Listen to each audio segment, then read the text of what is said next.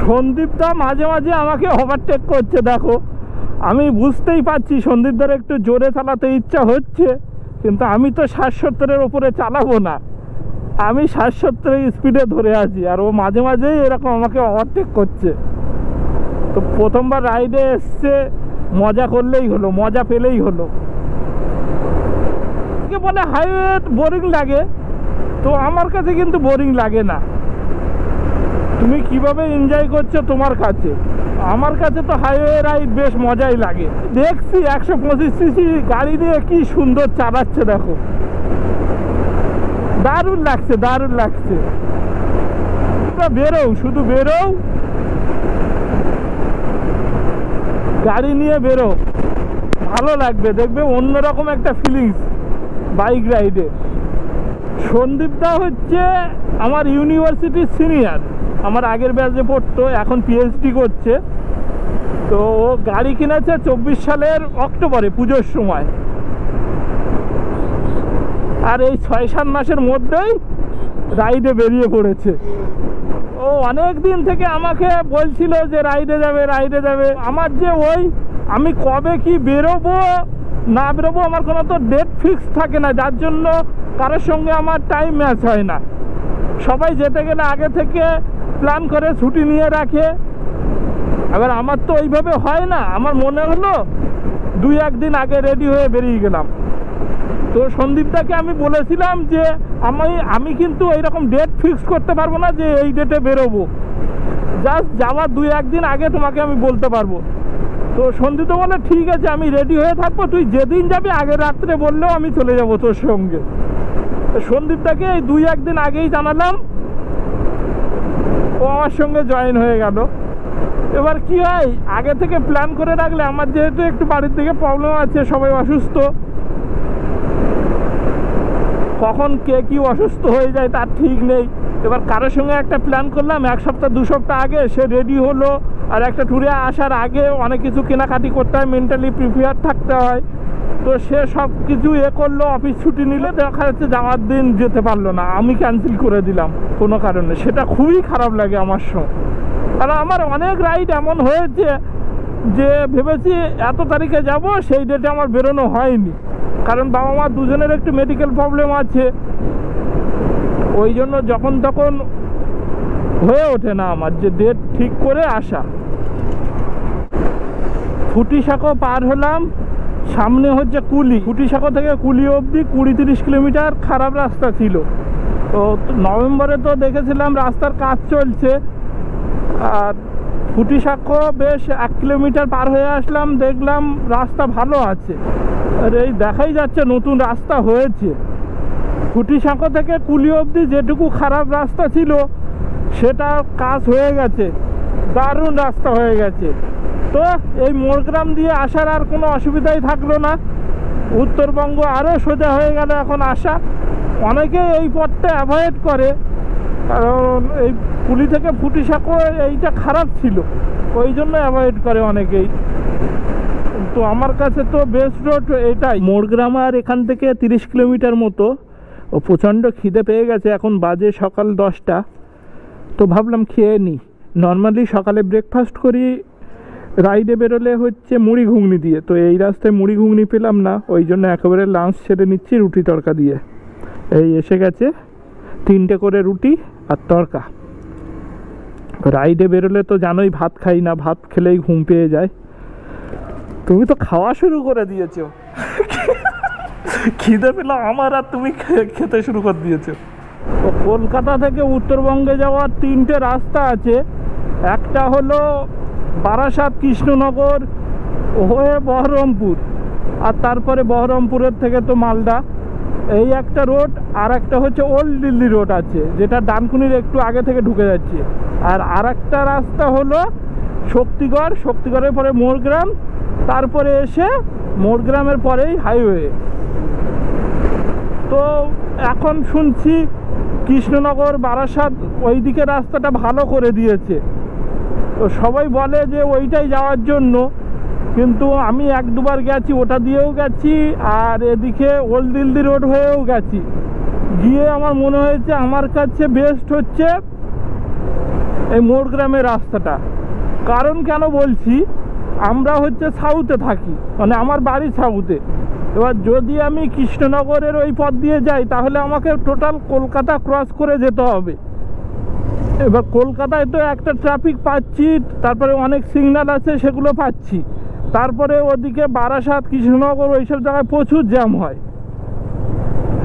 আর আমি হচ্ছে কেন এই রাস্তাটা ধরি, মোড়গ্রামের রাস্তা, সেটা হলো আমার বাড়ি থেকে মা ফ্লাইওভার ধরে নিলাম, একদম এসেই বিদ্যাসাগর সেতু, মানে কোথাও ট্রাফিক পাচ্ছি না আমি। এবার শক্তিগড় থেকে মোড়গ্রাম এইটা 140 কিলোমিটার ভিতরের রাস্তা হলেও এখানে রাস্তা রানিং, কোথাও কোনো জ্যাম হয় না। গাড়ির একটু চাপ আছে কিন্তু বিশেষ কোনো অসুবিধা হয় না এই রাস্তায়।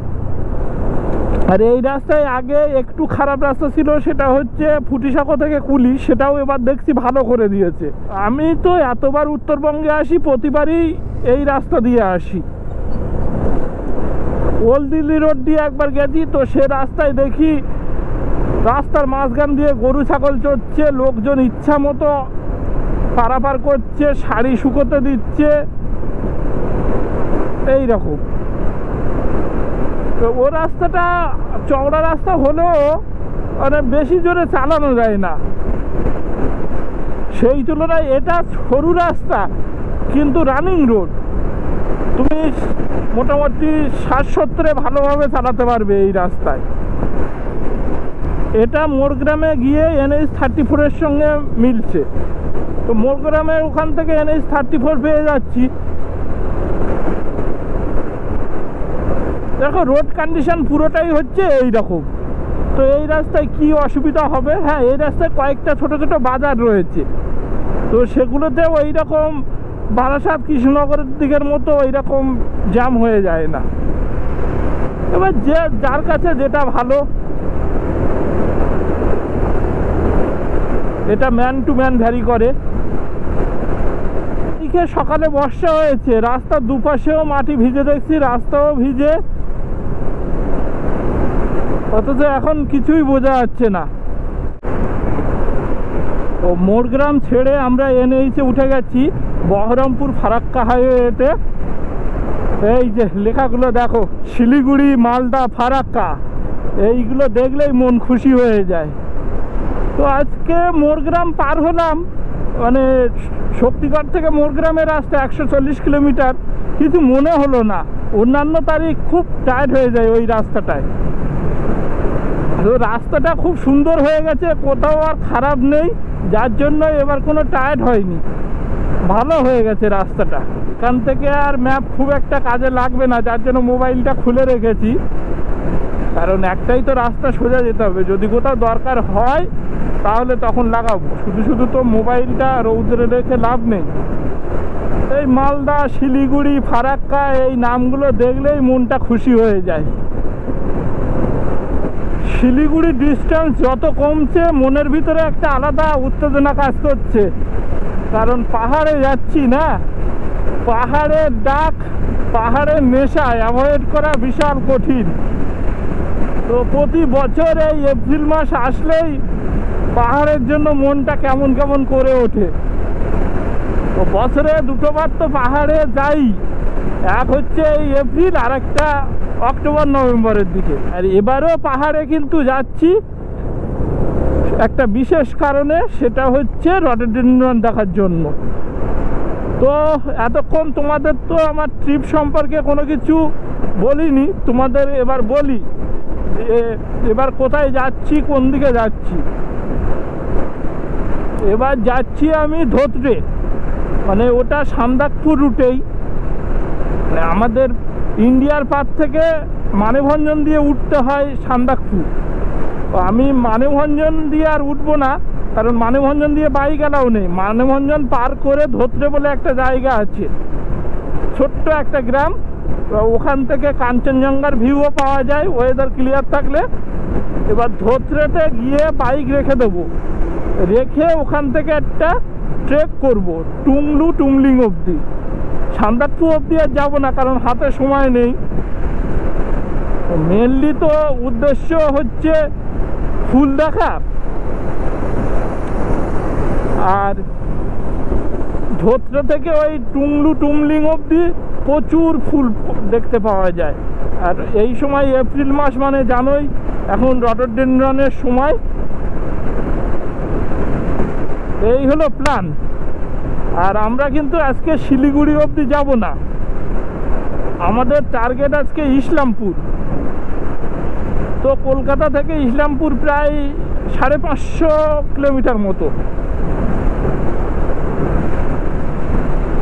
আর ইসলামপুর থেকে শিলিগুড়ি 60 কিলোমিটার। তো একেবারে সোজাসুজি আমি শিলিগুড়ি অবধি আর যাবো না, আমি ইসলামপুরে থেকে গেলাম। আর শিলিগুড়ি থেকে ধোত্রে 90 কিলোমিটার। তার মানে কালকে আমাদের জার্নি করতে হবে মোটামুটি 150 কিলোমিটার কি 160 কিলোমিটার। তো আজকে শিলিগুড়িতে থাকার কোনো মানে হয় না, কারণ কালকে খুব কম পথ। ওই জন্য আজকে থেকে যাব ইসলামপুরে। হাতে সময় খুবই কম, 4 থেকে 5 দিন। ওই জন্য সাথে আর অন্য কোনো প্ল্যান রাখিনি। আর মূল উদ্দেশ্য তো হচ্ছে রডোডেনড্রন দেখার। এই ধোত্রে থেকে ধোত্রে টু টুমলিং এই পথে প্রচুরবার হচ্ছে আমরা কাঞ্চনজঙ্ঘার দেখা পাবো।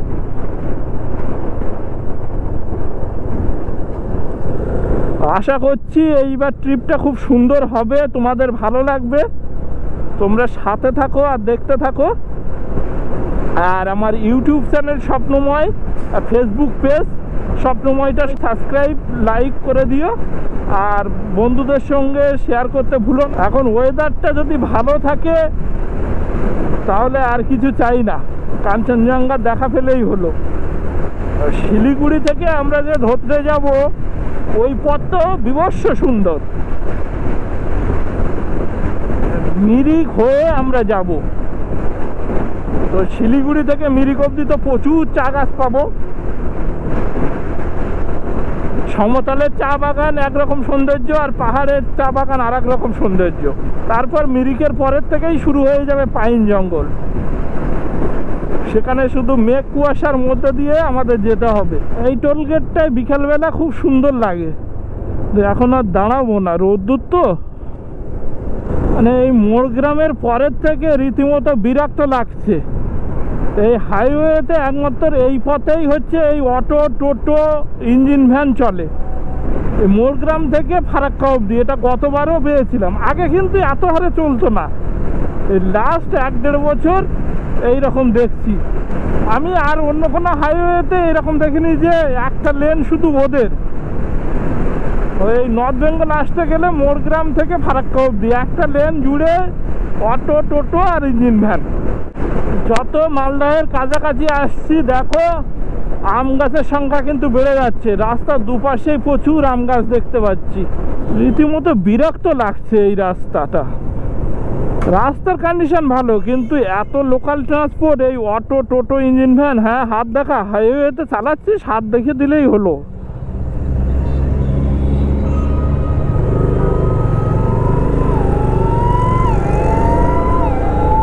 এসব কেউ দেখার নেই, অথচ হাইওয়েতে কিন্তু অ্যালাউ নয় ওগুলো।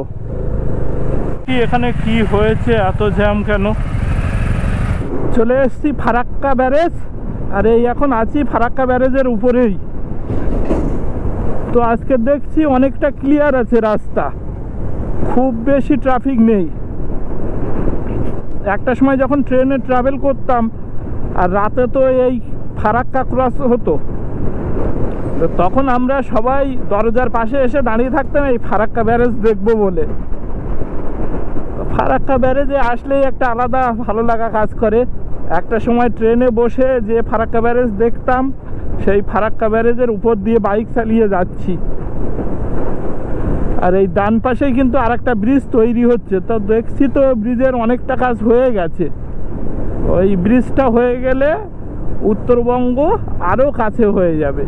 আজকে অনেক কম সময় লাগলো, 7-8 মিনিটে ক্রস করছি। অন্যান্য সময় প্রায় 30 মিনিট 40 মিনিট লেগে যায়।